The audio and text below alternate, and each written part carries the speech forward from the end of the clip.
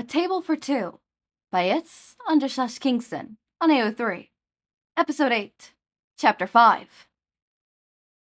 Luz was currently sweeping the storeroom of the Boroborish grocer. She had finished her work early, but wasn't allowed to leave until her shift was over. She finished sweeping and put the broom back before checking her watch. 3 minutes left in my ship. I'm sure Kikimora won't care if I leave now. Luz hung her airplane and hat on the rack and punched out her time clock, waving goodbye to her boss through the window as she left. It was colder today. Luz could feel the beginning chill of autumn approaching quickly. Looking up, the trees were magnificent orange with dots of yellow and red, like a star-filled night. Pulling her jacket tightly around her, Luz walked to her car. She slid into the seat and shoved her keys into the ignition, hastily turning the heat on. Hopefully Ida has a good heater, Luz thought, as she backed out of the parking lot and onto her way to her favorite diner. Hey, Rainey, Luz called as she pulled through the diner's front doors, racing to her normal seat.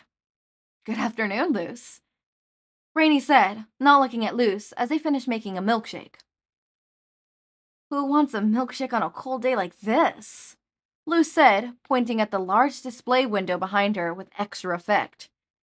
I'm guessing you don't want the normal today? Rainey chuckled, handing the milkshake over to the counter to the waitress. Nah, I'm good. Some hot pancakes would be good. Some bacon, too? Luz said, looking at the breakfast combo, advertised in the poster behind Rain.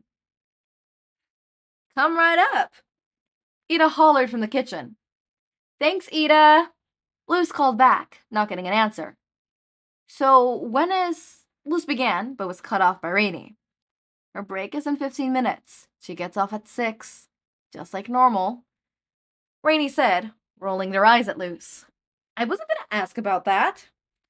What were you going to ask?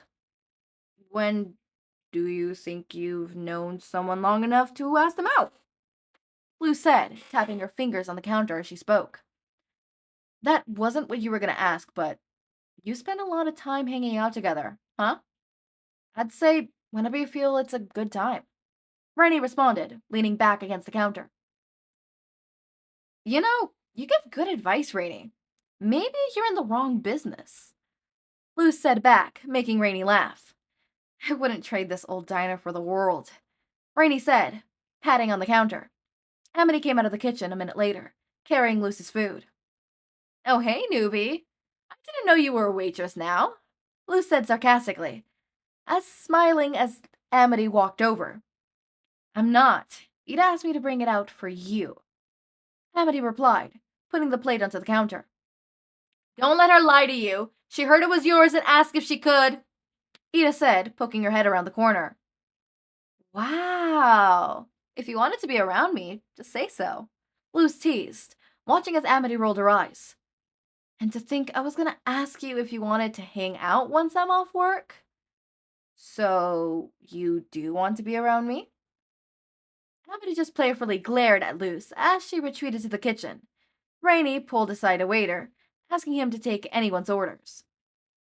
I'm gonna go on break, Rainey said, walking away. Luz nodded and continued eating. As she ate, she heard the unmistakable chime of the rusty bell that alerted the diner that someone entered. A minute later, a young man, maybe 20 years old, sat down beside Luz. Hey, I'm new in town. Is this a good place to eat? He asked, giving a warm smile. Oh, yeah, he does the best, Luz said shortly, not wanting to talk to the stranger.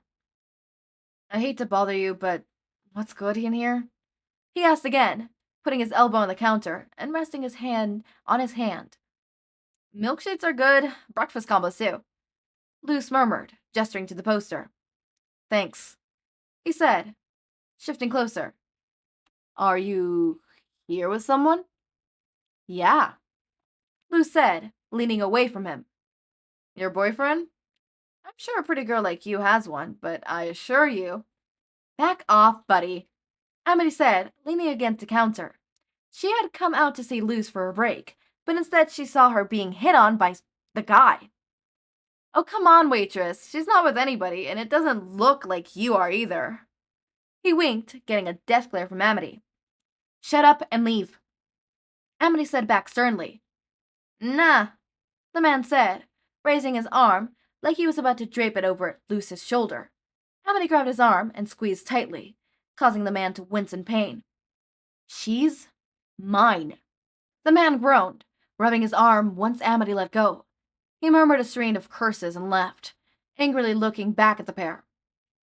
I can take care of myself, Luz said. But thanks. No problem, Pancakes. Amity said back, leaning against the counter again. You okay? He didn't touch you, right? No, he didn't. Just assaulted me with some terrible pickup skills. Luz replied, taking another bite of her food. Good.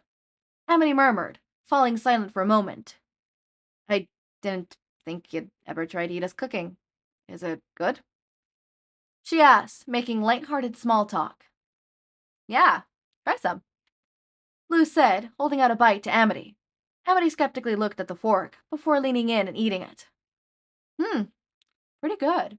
I could do better, though, Amity said, far too confidently. You wish. Someone hollering something from the kitchen, causing Amity to sigh. It's already been 15 minutes? I had to use my break to deal with that loser, too. Amity murmured, standing up and walking away. I'll see you in an hour, she called. Amity? Luz said, causing her to turn around. Wow, first name. I must have done something. Amity laughed, walking back over. She's mine? Really? Are you an edgy 15-year-old? Luz laughed. Yeah, we both know you'd be lying if you said you didn't want to be mine. Amity winked, before spinning around and walking off. When that guy did it, it was creepy. But it was hot when she did that. Luz thought, raising her hands to her face and tilting her head down in an attempt to cover her growing blush. Okay, yeah, that's something I noticed. When a creepy person does it, it always feels... For me, if you flirt with me and I don't know you, it will always be creepy no matter what. You could be hot, and for me, it's not like creepy, but it's like, it's not gonna work on me, dude. You want it to really work. I think the only pickup line that will forever work on me, if this is like the first time meeting and you hit me with this pickup line, it's working. It's not working anymore because I'm madly and deeply in love with Sunny, so like, anybody else is like, ugh, you know? It's like, you don't compare. You know, kind of situation like, y'all are not Sunny, therefore shut the fuck up. Kind of situation, you know, like, you want to flirt? Shut the fuck up. You're not Sunny. Kind of situation, you know, I'm down bad, I know. But what's it called? It is my favorite pickup line, which is, you're suicidal, I'm suicidal. We have common interests. We should get together. Or something along the lines of that because it comes from one of my favorite books. And it's less the actual funny, fun, pickup line, because the pickup line's amazing. That shit is funny. But it's also because, like, okay, if you're saying this pickup line to me specifically, you, one, know I like very, very, very dark jokes and dark humor.